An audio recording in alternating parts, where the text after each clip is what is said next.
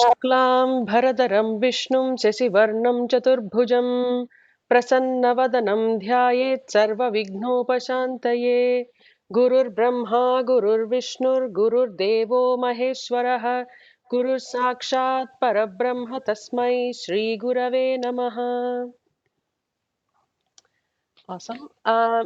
We need to start from this one, the imagery of the chariot, which is on page number 102 if you're on a PDF. And I think Taraji said 172 if you're on the app.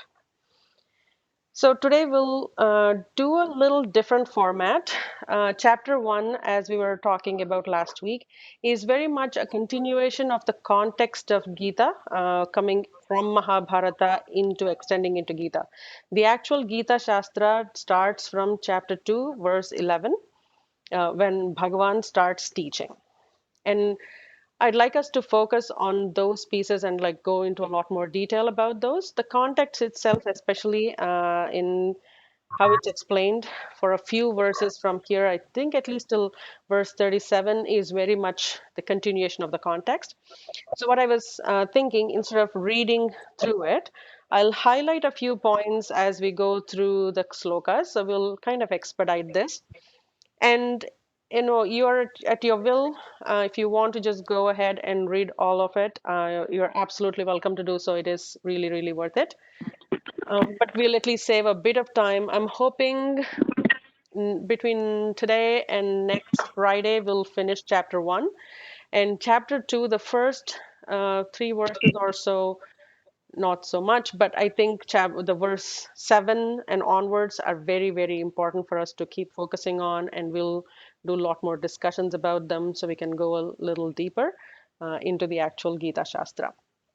So let's see if this format works for us and how it goes. I hope that's okay with everybody. Yeah. Okay. So the imagery of chariot, I don't recall, I don't know if I posted about this chariot analogy in the main Gita study forum or in a different forum, but if I didn't, I'll definitely forward this. This is a very important analogy and a very deep, profound way of learning Vedanta and understanding how to live one's life. The analogy comes from Kathopanishad, which is a conversation between Yamaraja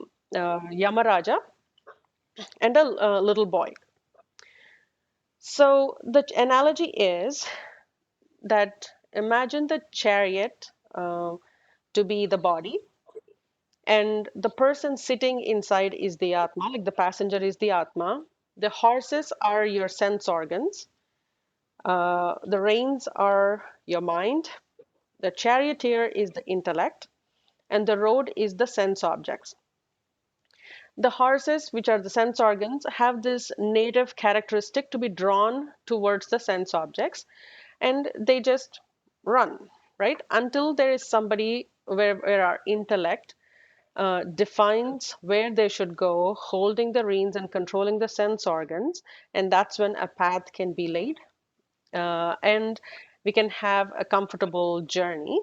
Otherwise, the sense organs can go hither thither, like all the 5 horses can go in 5 different directions, and that's not a very comfortable journey for the Atma, where basically the passenger who's sitting and utilizing this body as an instrument to continue on the journey towards the mukti or moksha. So it's important actually here in the case of, and that Kathopanishad analogy is used as the image for Bhagavad Gita. You will see those 4 horses is what we generally see in the images. And it is said that Arjuna had 4 horses, but generally we take it as the 5 sense organs. So this is used as to exemplify what we are trying to learn from Bhagavad Gita. It's a very important analogy. In the Bhagavad Gita's case, there is one more beautiful thing that gets explained, is where your intellect is your conscience. Then you can do miracles with the janma that has been provided to us. So that's the imagery of the chariot. So I'll send out an image of each of these explanations and a bit of description. I think I did, but I'll resend it. And the next one, it's very important to learn this as well, where it says like Swamiji talks about Buddhi as Guru. And we generally say Pramana, Vedanta is the Pramanam for Atma Jnanam. And Pramanam basically is the proof or what tells us who we are in reality, that we are the Atma, we are not the body or the mind or the senses. We call it the BMS complex. We are not that, we are the Atma. That comes in Vedanta. And we have previously learned that Vedanta is not different from Vedas. It is just the last part of the Vedas in each of the four Vedas. It's the last ending part. Therefore, it is the Veda and Anta, Excuse which is the me, excuse Sriji, I have one question here Sure. about the vritti. Can you please explain that vritti? Yeah. Vedanta really is thought, a vritti. Can you please tell me the connection between pravritti, nivritti, and vritti? Are they all connected or are they all different? Sure, I will connect on that. So, vritti is very different than pravritti and nivritti. So, there are two different words. It's just the root word remains the same. But pravritti margam is with action, the karma yoga margam, whereas nivritti margam is renunciation margam. And vritti itself is just a thought wave that goes in our minds. For example, if I see a flower, then the vritti, my eyes have sent a pattern of a wave pattern, a thought into my mind and caused a vritti in the mind. Similarly, if I have never seen, say, Victoria Falls, and somebody just describes it to me, then I have this visualized image of it. And by each of those sentences, they're telling me and describing it. They're all causing little waves of thoughts in my mind, creating a pattern, and that is my visualization of the Victoria Falls. Okay, so it's actually a thought wave. Correct. When I looked it up, it said it's like a whirlpool. That's where I got confused. Depends on generally what happens is we cannot have one single thought at any given time in our minds. It's usually haphazard, multiple thoughts going on throughout the day. And therefore, unless it is controlled through pranayama or like, meditation and various other techniques, the Swara Yoga, the Vasi Yoga, there are so many of those. Unless we actually do that, then the number of waves that happen at any given instant and at any given moment is very high. And therefore, they call it the whirlpool of what's happening in our brains. Okay. But the It's the same. individual vrittis come together to make that whirlpool. Okay, okay, got it. Thank you. Thank you for clearing. So we say Vedanta is the source of knowledge, but what Swamiji is telling us is individual thoughts, individual waves of thoughts are the real pramanas. But where are these thoughts coming from? They are coming from the Vedas, which is the end portion of the Vedas, the Vedanta. So mind being the place, and the sentence is here, mind being the place where vritti occurs, it's called as the antahkarana. Karanam is the instrument, like, whether it is the karanam to, like, screwdriver is a karanam. There are so many other tools, but this is an inner instrument. And antakarana has four different parts to it, and at some point we will learn through that, which is the chittam, the manas, and all of the, like, there are four different distinctions of it. But in this case, we are just combining all of those together, and we are saying these vrittis are happening in the mind.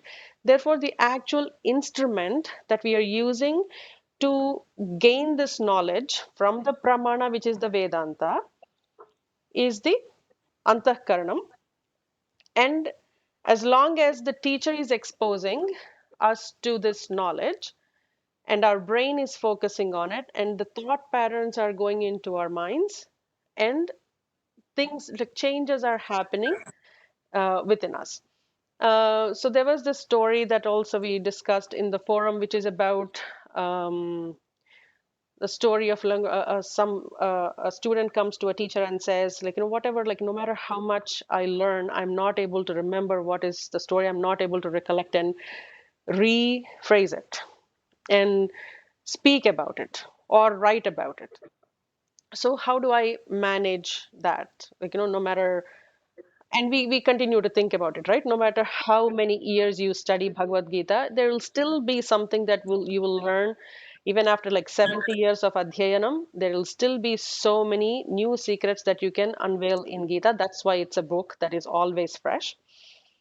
And I think there is an example that the teacher gives, which is about a little child. Um, I'm trying to recollect exactly, like, there is an old man that will tell his grandson to go run. There is a basket which has holes in it, basically collecting like the coal basket. And the child is running. He asks the child to run to the river and bring water back. And the child keeps bringing water back, but there is no way you can collect water in it, and water is seeping through the holes. So the child says, like, there is no way I can bring water, like, collect water in this because it has holes in it. But the grandfather then says, you're not observing one thing. All the coal, all the soot that is collected in that basket is now clean. So a couple things do happen. One is it just gives us purity of our mind, and the purer our mind is, the lesser number of vrittis catch into our mind, and there is a whole process of how vasanas are created, and there are less number of vasanas that get collected, and which again will bring, like, there is a whole cycle that happens with the sense organs. I should write these down so I can actually post some nice pictures that will explain this. So I'll actually post something about vasanas as well. So chariot and vasanas. Um, so how do we stop that? Happens while we are studying Bhagavad Gita. So here, when the purer the mind is, the easier it is for somebody to understand the Atma Jnanam as quickly as possible. And this is where we were, I think, at some point discussing about the three kinds of students: Uttamadhikari, Madhyamadhikari, and Adhamadhikari. Uttamadhikari, who is somebody who is well prepared. Even in Brahma Sutras, it actually starts with Atha. Patanjali Yoga Sutra starts with Atha Yoga Anushasanam.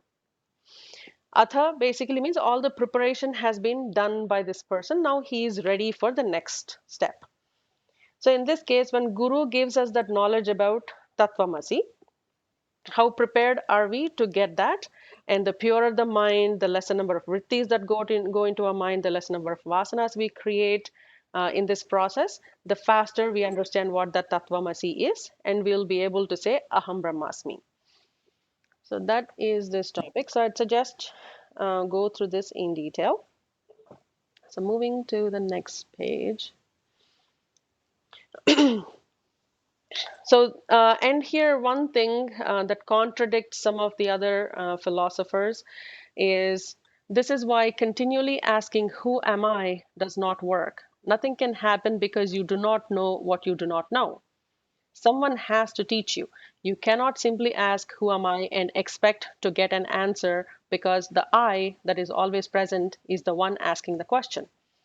In so many other scenarios, like in almost everything else that we try to learn, whether it is mathematics or about like nature, ecology, whatever it could be, we look for things outside. So I'm asking that question, and I will go look for a pramanam, which is a proof, and I will get that knowledge. Somebody will teach me something that will get into my mind. It's easier if we put that effort to understand that knowledge.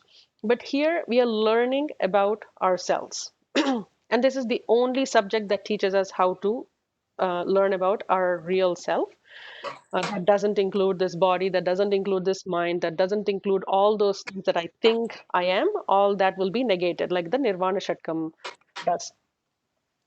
So one cannot that is what Swamiji is saying. One cannot sit and meditate on and keep asking the question, who am I? Who am I?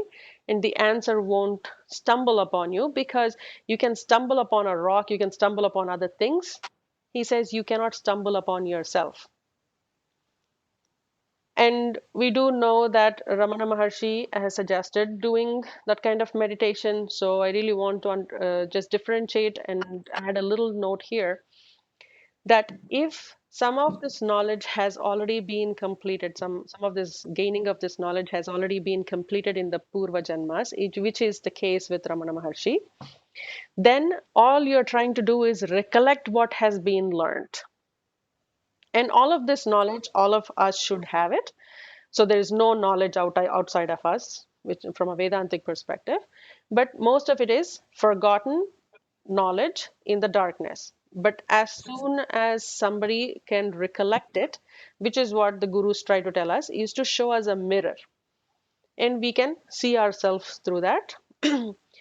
That needs to happen, but somebody has to help us. In some cases, in the case of the Punyatmas and Maharshis like Ramana Maharshi, they would have done this study previously, and it is easier for them to recollect over a few years of tapas. But it is not necessarily true for everybody else, and that's what is important to know there. So moving to sloka number 2, I think when it comes to slokas, I'd like to see if anyone wants to chant the sloka and read the word-to-word meaning and the description, and then I'll go back into just explaining the meanings of these slokas. Would anyone want to read the sloka number 2? You can do it. Please go ahead, Satiji. Sanjaya uvacha दृष्ट्वा तु पाण्डवानीकं व्यूढं दुर्योधनस्तदा आचार्यमुपसङ्गम्य राजा वचनमब्रवीत्. Awesome. Read the word meaning also. Yes, please. Sanjaya Uvacha said, Tadatu then, Pandava Anikam, army of the Pandavas, Yudham in battle formation, Drishtva seeing, Raja Duryodhana, King Duryodhana, Acharyam the teacher, Drona, Upasangamya approaching, Vachanam these words, Abravi spoke. Can you do that description with the two-liner, please? Sanjaya said, then seeing the army of the Pandavas in battle formation, King Duryodhana approaching his teacher Drona spoke these words. Awesome. So here a few things to note. In the sloka, Sanjaya was describing Duryodhana as Raja. Though Dhritarashtra was the Raja of Hastinapura, it's again like, the power was very much in Duryodhana's hands, not so much in Dhritarashtra's. So he was described as Raja. In the future sloka, even Yudhishthira Sanjaya calls even Yudhishthira Raja. So we will say that when we get there. So Dhritarashtra, Duryodhana is now inspecting both the armies. One of his major concerns, he has convinced so many people by crook or nook, whatever. He just went and sold his idea to so many people and collected 11 Akshauhinis worth of army. And he has some great warriors on his side. And somebody like Bhishma, who has promised to serve the throne, whoever was on the throne, has a reason why he came to the battle, and he is determined on the promise that he has made, so he will do that. So Duryodhana was confident that Bhishma would not deviate away from his promise. But he also convinced Drona, and he was not very sure of Drona's loyalty towards him, because his his best disciples were on the other side, the Pandavas. Drona had a great soft corner for what happened to Pandavas. So it's important. For Duryodhana, even at this time, to go continue to convince Drona in this case. So one other minor nuance that we should notice is in all of the slokas, we actually see only the one sloka is determined or one sloka is chanted or spoken by Dhritarashtra. And we will see Sanjay Uvacha, we will see Arjuna Uvacha, and we will see Bhagavan Uvacha. Here, Duryodhana is about to start speaking, but there is no introduction as Duryodhana Uvacha. That's just excluded. And we go into, and we just need to assume it based on who is speaking and the meaning of the sloka. That's how it's determined that Duryodhana must be speaking these words. Okay, does somebody else want to do sloka 3? I can. Please go ahead, Taraji. पश्यैतां पाण्डुपुत्राणामाचार्यमहतीं च मूं व्यूढां द्रुपदपुत्रेण तव शिष्येण धीमता. Awesome.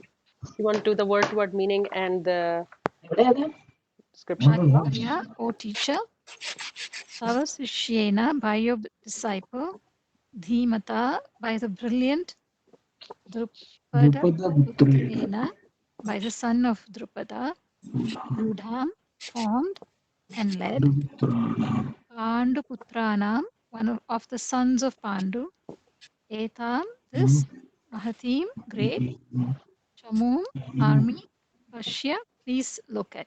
O teacher, please look at this great army of the sons of Pandu, formed and led by your brilliant disciple, the son of Drupada, Awesome. Drishtadyumna, Awesome. the Thank son you of so Drupada. much.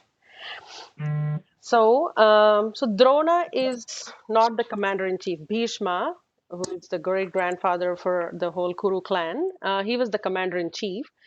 So generally, Duryodhana is supposed to go to Bhishma and then have this conversation with him.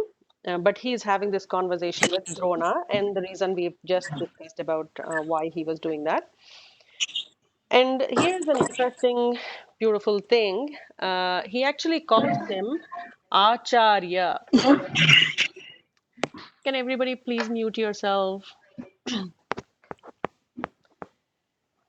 So there are different words, and it is very interesting. Actually, in the Sanskrit language is the only language that we use. Like, we have guru, we have acharya, we have adhyapaka, we have sikshaka. There are so many words, and they're not necessarily interchangeably used.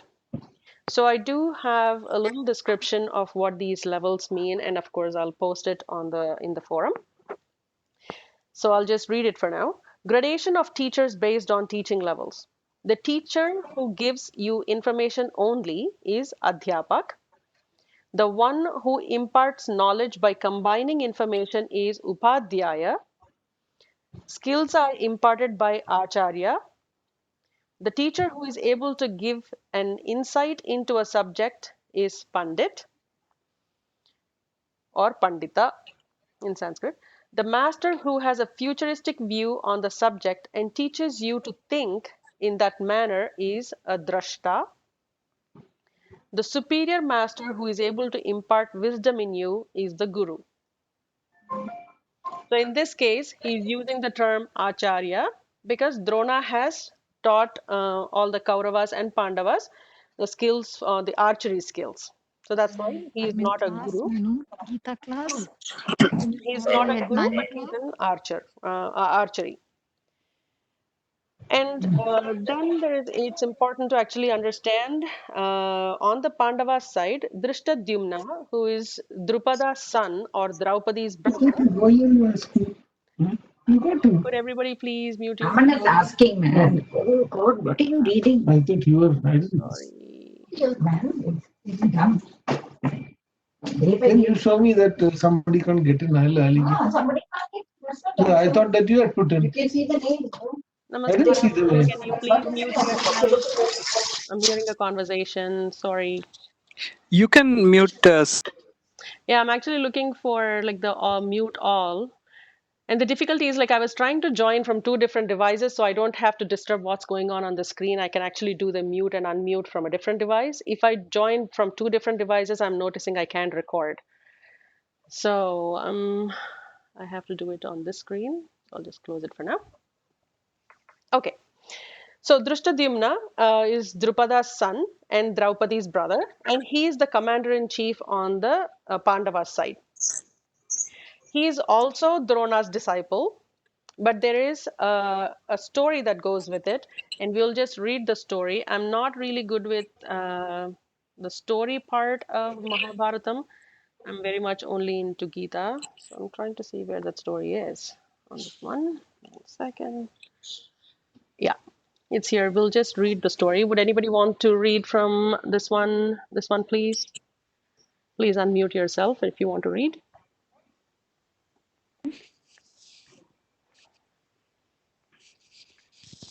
Drona, Drona and Drupada went to the same Gurukula and were very close friends. At that time, Drupada impulsively promised Drona that he would give half of his kingdom to him when he became the king.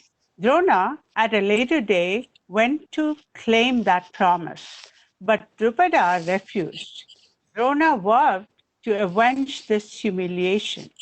When he became the Acharya of the princes of Hastinapura, he had his chance.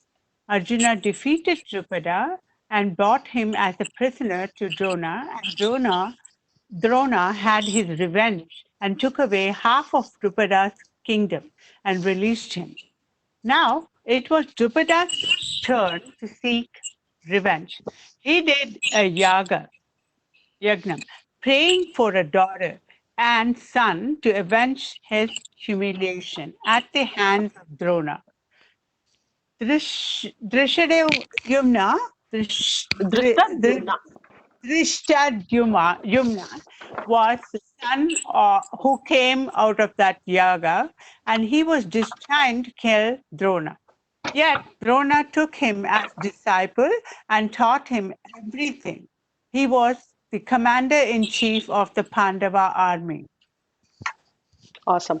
So a few things we will learn here. Of course, I personally don't know a lot of stories from Mahabharata, but the maturity of the Drona, despite being enemy's son and despite knowing Drona actually had this son after doing a yajnam to kill him, he actually accepts him as disciple.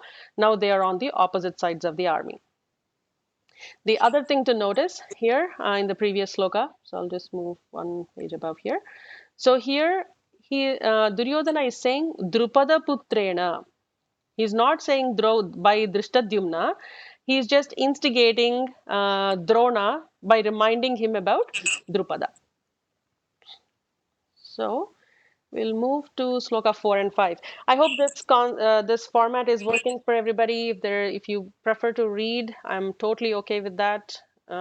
It's all of us studying together. Let me know if this format works. This is good, Srinji. Awesome. Does anybody want to do slokas 4 and 5?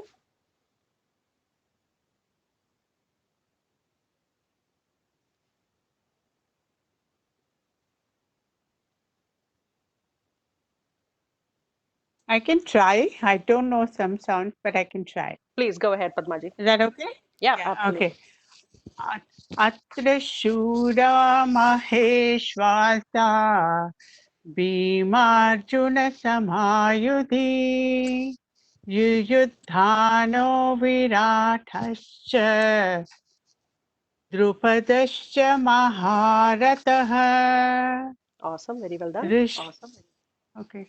Drishtaketu Shrekitanah Kashirajasya Viryavan Purujit Kunti Bhojasya Shaipyasya Narapungavaha. Awesome. So I'll just move to the next page. There is a lot of word-to-word meanings here. And there is a sloka 6 as well, if you don't mind doing that, please. Yudhamanyasya Vikranta Uttamaujasya Viryavan Saubhadro Draupadeyasya Sarva eva Maharataha Rataha. Awesome. Thank you. Do you want to continue doing the word-to-word meaning? Okay. But somebody can. It's a big. I've had my chance. If anyone Okay. wants to continue. If anybody else wants to read the word-to-word meanings, please go ahead.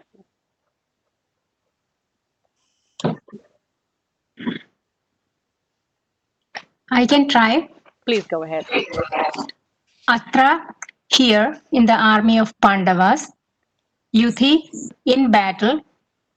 Bhimarjuna Sama, equal to Bhima and Arjuna.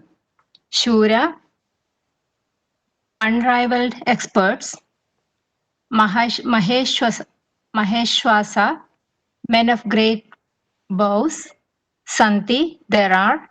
Yuyuthana, Satyagi. Cha, and Virata, the king of Virata.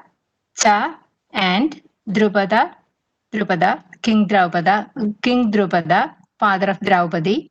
Maharatha, the man of great valor. Thrishtaketu, Chekitanaha, Cha, and Viryavan, the valiant. Kashirajaha, the king of Kashi. Purujit, Kundipojaha, Shaibya, Cha, and Narapungava. Narapungava, sorry. The one who is the most exalted among men. Cha, and Vikranta, the one who is very powerful. Yuthamanyu, Cha, and Viryavan, one who is of great strength.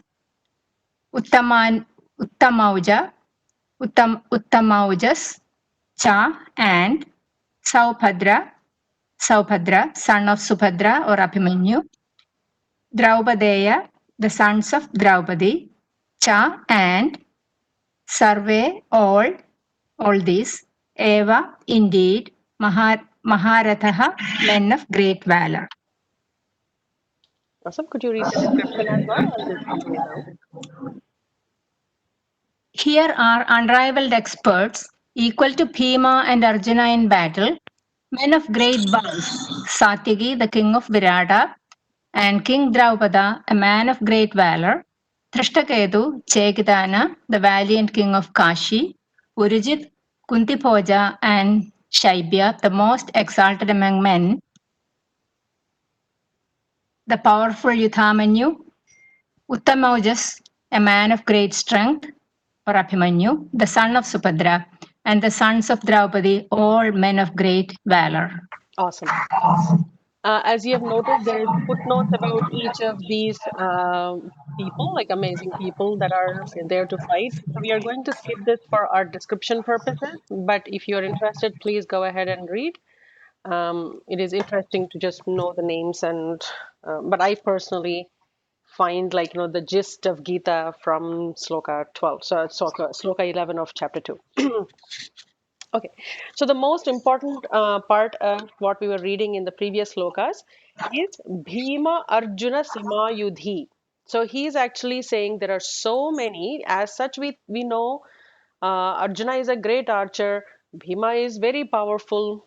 Now there are so many of these other warriors that are equal or equivalent to Bhima and Arjuna.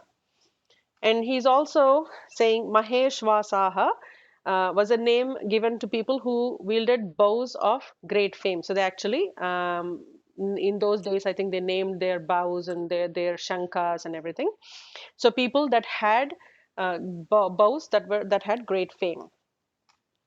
Then he also calls Drupada a Maharatha. So in the next page, actually, we'll scroll there. So here there is a sloka for all the different kinds of what does a Maharatha means. We would have in the Puranic movies from the olden days, we would have heard something like Atirata Maharathas. So here they actually give the description of who they are. So there is an Ardharatha who can fight with 1,000 bowmen is a Ratha, and one who fights lesser than 1,000 is a Ardharatha. And an Atirata is somebody who fights between 1,000 and 10,000 men. and somebody who fights with 10,000 bowmen, who is an expert in using weapons and in the science of warfare. That person is called as Maharatha. So Drupada, he calls him Maharatha. And Duryodhana also pointed out other unrivaled archers like Dishtaketu and Chekitana, who were equivalent in skill to Arjuna. We'll move to so there is a beautiful, like, somehow, like, Swamiji brings Chandogya Upanishad and a very important Mahavakya into this. So in Chandogya Upanishad, there are multiple stories, and one particular story is very famous, all of us know, is a conversation between Uddalaka and his son Swetaketu. Swetaketu is very popular name from the Upanishads because he is the person that is related to the Tattvamasi Mahavakyam. So Swetaketu is a young boy. When he was a young boy, is sent to this teacher, and for 12 years he finishes his studies and he comes back. And Uddalaka asks him, "Did you learn everything?" He says, "I know everything." And then the father asks, "Did your teacher teach you the knowledge gaining which everything is all well known?" Almost in our current language, in our scientists' language, it's called the theory of everything. So he almost asked that question: Do you know that one knowledge? If you get that, you know everything. And Uddalaka says, "Is there something like that? That I don't know that." So he says, "Go to your teacher and ask to impart that knowledge on you." So Shvetaketu goes to his teacher and says, "This is what my father asked." And the teacher says, "Oh, I did not know that that knowledge existed. So even I will come with you." And they both go to Uddalaka. So during this process, Uddalaka explains and asks Shvetaketu to go multiple times, go back and think about what is the core, what is the cause of everything, the karanam of everything. And each time Shvetaketu comes back and says, "Is it my prana?" Then he says, "Is it my manas? Is it my buddhi?" And until the point when then Uddalaka uses that beautiful sentence, Tattvamasi Shvetaketo. And this is where the Mahavakya gets taught. So Swamiji brings that weaves that story into this. So please read that. And actually looking for something here. 1 second. Okay, so next one, we'll go to the next sloka from here. Who would like to chant the sloka and do the word-to-word meaning for this and the translation? I can try. Please go ahead. We are all E- trying. Ekodasa sahasrani. Sorry, the next one, Anitaji, Ah, verse number 7. Asmakam tu visishtaye. okay, hold on 1 second. Yeah, In the PDF, it's little different, but yes, give me 1 second. no worries. Asmakam tu visishtaye Tanidbodha dvijotama Nayaka mama sainyasya Samgnardam tan bravimite. Awesome. Do you want to do the word-to-word meaning and Yes. translation as well? Please go ahead. Dvija Uttam, or learned among the twice born, Asmakam of us, too, whereas ye, those who Visishta are important. Mama Sainyasya of my army, Nayaka leaders, Tan them, Nibodha, please take note, T to you, Sahasratam, in order to introduce Tan them, Bravimi I mention. Whereas the learned among the twice born Brahmanas, please take note of those who are important amongst ourselves, the leaders of my army. I mention them in order to introduce them to you. Awesome. All he is doing now is directing the attention. Now that you have seen them, now I'll show you ours. So he's just diverting the attention to the next, to his army. So we'll move to the next two slokas. Who would like to chant these?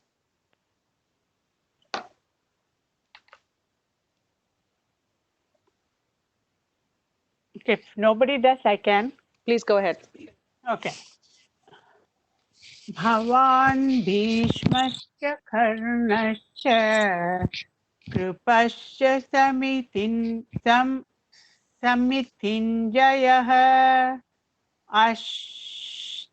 Astama Vikarnasya Saumadati Jare Saumadati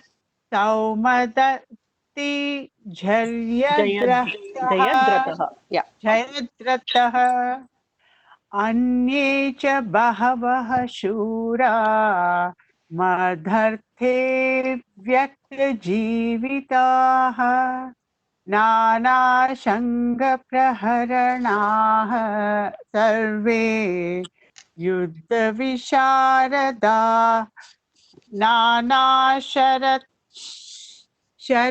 Praharanaha Sarve Yuddha Visharadaha Awesome. It's Nana Shastra Praharanaha. That's very good. Nana Yeah. Shastra Praharanaha. Okay, thank you. Awesome. Would you like to do the word-to-word meaning as well? Okay, sure.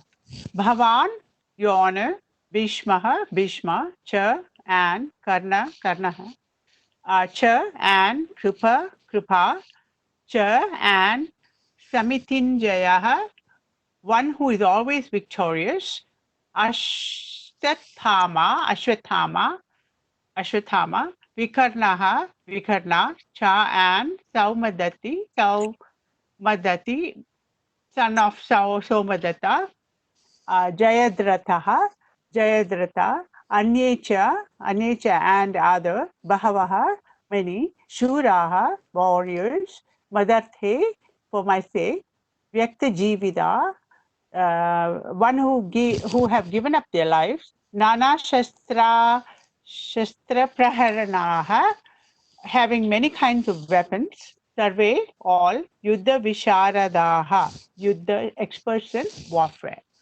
Your Honor, Bhishma, Karna, and Krupa, who is always victorious in war, Ashwatthama, Vikarna, Saumadati, son of Somadatta, and Jayadratha, and many other warriors, all expert in warfare, armed with many kind of weapons, who have given up their lives for my sake, are present on our side. Awesome. Thank you so much. And of course, again, there are all the descriptions that are given for each of these names. So please go ahead, read them. Interesting. There are a few points that are interesting in this one. He actually starts the sloka with Bhavan Bhishmascha. Bhavan actually means yourself, like, in a respectful way. He's saying, you, Bhishma. He's not starting with his commander in chief, he's starting with Drona first, and then says Bhishma. And these two people are the most invincible people in his army, especially Bhishma. There is an interesting story Swamiji mentions in this one here. Even Krishna, who had promised not to fight, became so impressed with Bhishma's strength that he actually took up his chakra. Only then did he remember that he had promised not to fight. That Krishna had been moved to pick up his chakra was enough for Bhishma and was what caused him to give up in the end. And as you know, Bhishma is a great devotee of Lord Krishna, and he's the one who actually recited the full Vishnu Sahasranamam while he was on the bed of arrows. Then he actually describes Ashwadhama, who is the son of Drona, so he brings up that sentimentality into the conversation. And he also talks about there is a nice, beautiful, like, when we read it in Sanskrit, it comes out really, really well. Duryodhana actually uses the words other warriors who have given up their lives for my sake. Anyecha bahavaha shuraha madarte tyakta jivitaha. Tyakta is in the past tense, that have given up their lives. And Swamiji explains it is in a way, because they have not yet given up all their lives, can be taken here as a divine omen of what was to come. And the other one here also, they are Nana Shastra Praharanaha. So there is which was interesting to me. I did not know that until I first started studying Gita. There is a difference between, in weaponry, uh, things that you have to release from your hand in order to use them, versus things that you hold in your hand and you continue to fight. For example, the mace and sword, kind of like, all those are considered as shastras, which is very different from shastras. I do hear that quite when chanting. These are shastras, so you have to hold them in your hand to fight. And the other one, praharanas, are some things that you release, like the arrows and the spears, and even Sudarshana Chakram falls into that category of praharana. So he's saying Nana Shastra Praharanaha. They are used. They can use both kinds of weaponry. Anybody wants to chant Sloka 10? I can do that, Sriji. Please go ahead.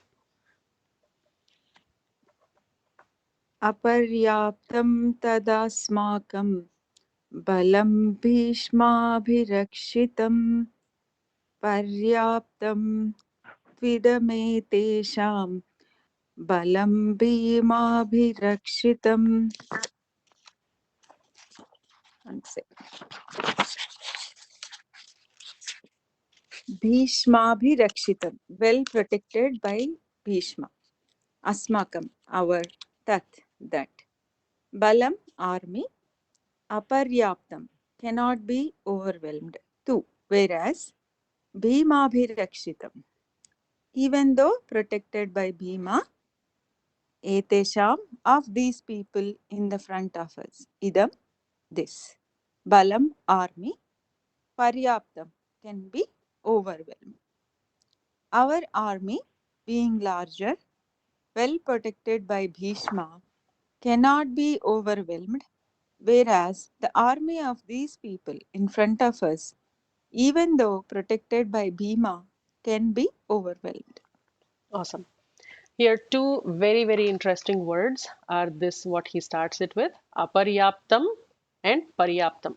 Paryaptam is limited, and aparyaptam is a lot, not something that cannot be limited. And he thinks he has a powerful army. We were actually reading it in the first verse, where we actually read through it in detail, where he thought the strength of army is in the size and the quantity. So he has 11 Akshauhinis worth of army, and we read the numbers last week. It's more than, I think, 2 million plus people, and these many chariots, these many elephants, and these many horses, etc. And Paryaptam is more of they are limited, and Pandavas have only 7. So he is making sure that he is actually, expressing his feelings of confidence and trying to instill that confidence in Drona to still continue to attract him towards his his loyalty towards him. We'll read the next sloka. Who would like to read the next one? I will read. Please go ahead. अयनेषु च सर्वेषु यथा भागमवस्थितः भीष्ममेवाभिरक्षन्तु भवन्तः सर्व एव हि.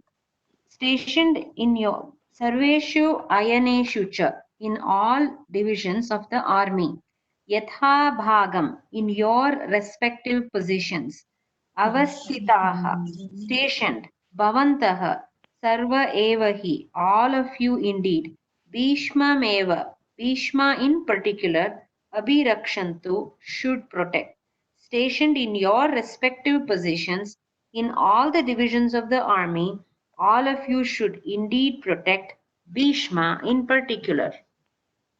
Awesome. And we know that Bhishma has this some specific word for it that slips my mind, where he will die only at his will. For that's what the Bhishma has, that boon. And Duryodhana still wants to try to protect him, He also knows that keeping him in the center, Bhishma will fight with full of his valor because of the commitment that he has to the throne. Though his favorite grandsons are on the other side, he'll do everything he can for his promise. But still, Duryodhana feels like he needs to protect Bhishma, and he's telling Drona, make sure that you're protecting Bhima. Okay, so we'll move to the next one where all the conches are mentioned of the various warriors. So who would like to read the next one?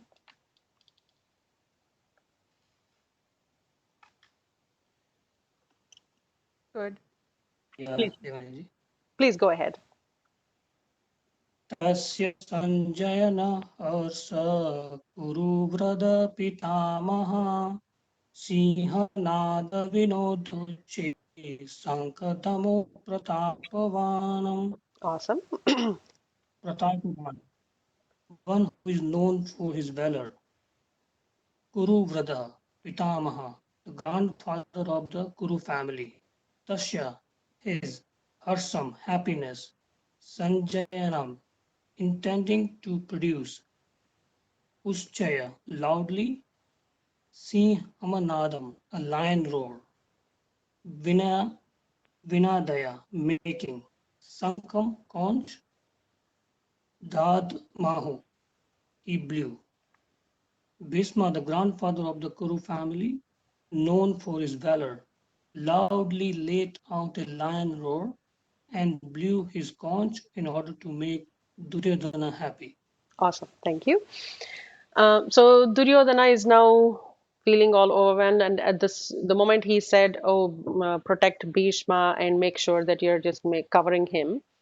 Bhishma was, I think, a bit irritated with that. That these bachchas don't have to protect me, and he also wanted to encourage Duryodhana. So Sanjanayan Harsham, in order to generate, it's a beautiful word in Sanskrit, in order to generate that happiness and that encouragement and that motivation in Duryodhana, Bhishma blew his conch. So we'll move to the next sloka. Who would like to do this one?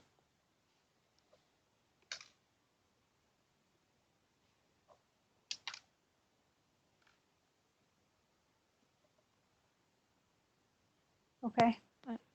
Tata, Tata. Bhavani, do it, please. Yeah, I Tata Shankascha Bheryascha Panavanaka Gomukhah Sahasai Sahasaiva. Sahasaivabhya hanyanta. Yeah, the print is not clear. Yeah. Sahasaivabhyascha Sahasaivabhya Sahasaivabhya Hanyasta hanyanta. Hmm.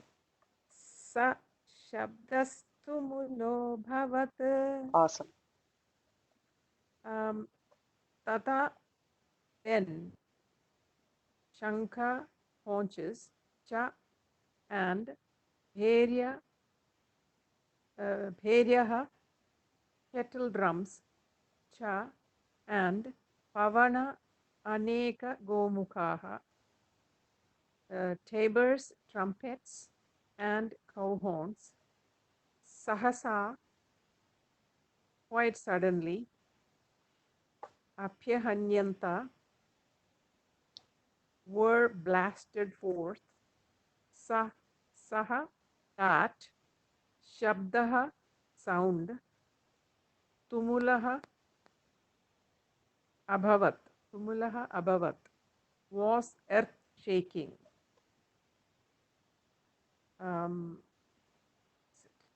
Then suddenly the conches, kettle drums, tabors, trumpets, and the cow horns were blasted forth, and the sound was earth shaking indeed.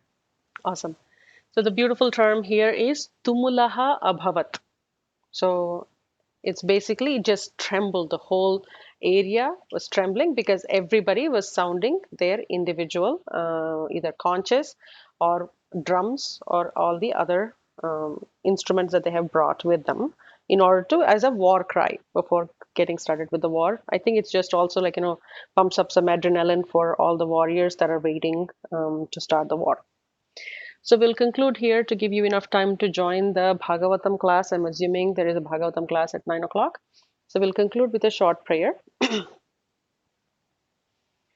ॐ सर्वे भवन्तु सुखिनः सर्वे सन्तु निरामयाः सर्वे भद्राणि पश्यन्तु मा कश्चित् दुःखभाग् भवेत् ॐ शान्ति शान्ति शान्तिः हरिः ॐ श्रीगुरुभ्यो नमः हरिः ॐ लोकाः समस्ताः सुखिनो भवन्तु सनातनधर्मः सदा प्रवर्धे वेदनादः सर्वत्र प्रगज्ये भगवन्नाम संकीर्तनं सर्वान् परिरक्षति सोहम् सर्वं Sriman Narayana चरणारविन्दार्पणमस्तु. Thank you so much. We'll catch up next week. I want to say Tathar too. Thank you. Thank you. Those are the Thank you. things that we are working on for my foundation. So I'm hoping that will happen very soon. Okay, very good. Thank you very much. Bye. Navratri. Shivaratri.